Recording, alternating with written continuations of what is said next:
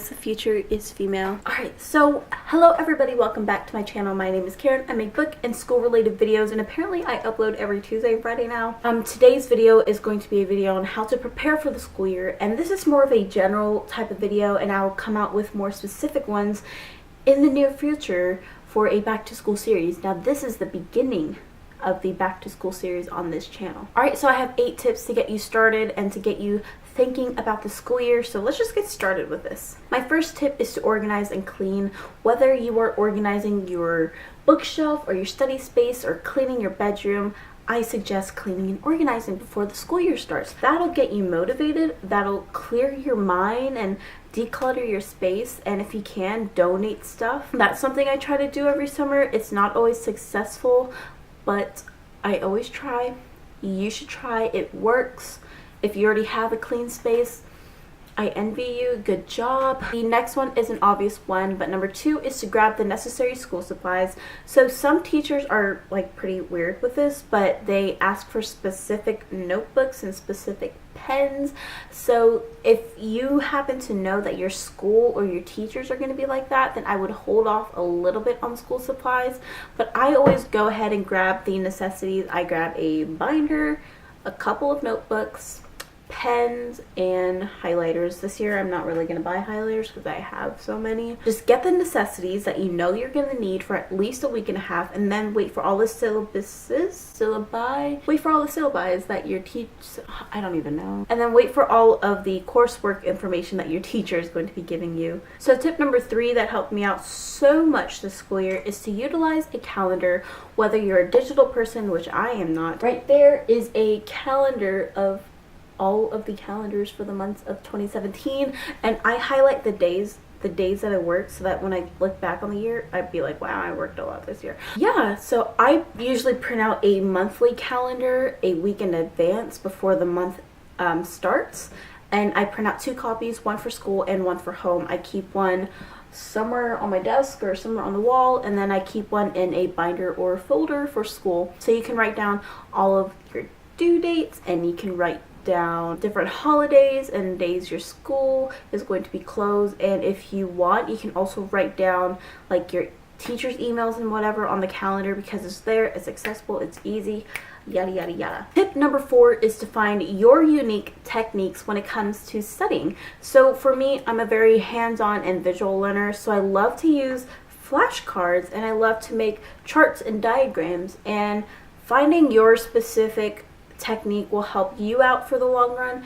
And I've switched up the way I study the last few years, and I'll make a very specific video on that, but I'll leave some links down below to get you started and to get you thinking about how you can study for the school year, especially if you know that you're taking some hard classes this year. So tip number 5 is to find the most useful or the most helpful or your favorite organization system. So if you watched my how to stay organized for school video from last year, you would know that I keep a 3-inch binder for like each semester with divider tabs for each of my classes, and that's where all of my schoolwork and papers go, and it has worked for me ever since freshman year, and I'm going to continue to use that.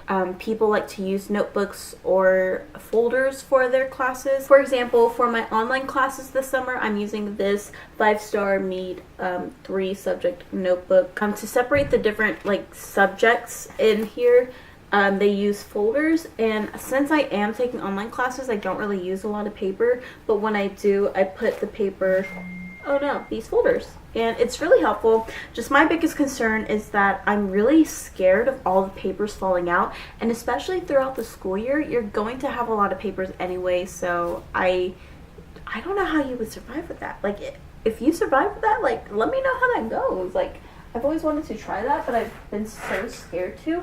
So tip number 6 is to try out a bullet journal or an academic planner. I am going to tell you now, a bullet journal takes a lot of time and patience, 2 of which I don't really have. I don't have a lot of patience, I don't have a lot of time, and I wish I did. But the later half of the school year for junior year for me, I did use a bullet journal, but that took up a lot of time for me.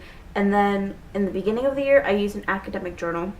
Now, I know Target and Walmart they have like the best academic journals out there. They're really cheap. You don't like, you can go ahead and customize one with like an Erin Condren planner or whatever, but yo, don't, you know I'm right when I say that Walmart and Target, they have really nice academic planners. Now this year I plan on getting an academic planner and not using a bullet journal because, like I said, I just don't have the time for a bullet journal.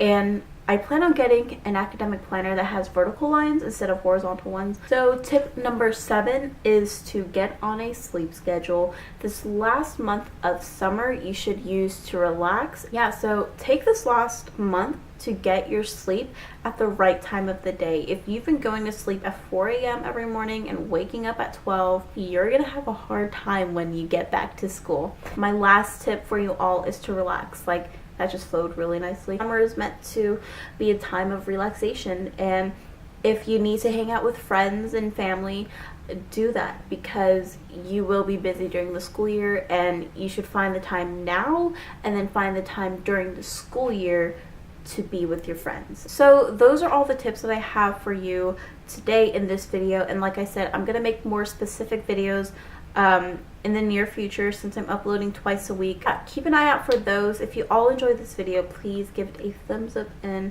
please subscribe. And starting tomorrow, or starting tonight at 12, is the biannual Bibliothon, and I am super excited. So I'll probably have like an update video on that really soon. So I hope you all have a great rest of the week. Keep an eye out for upcoming videos and have a successful school year.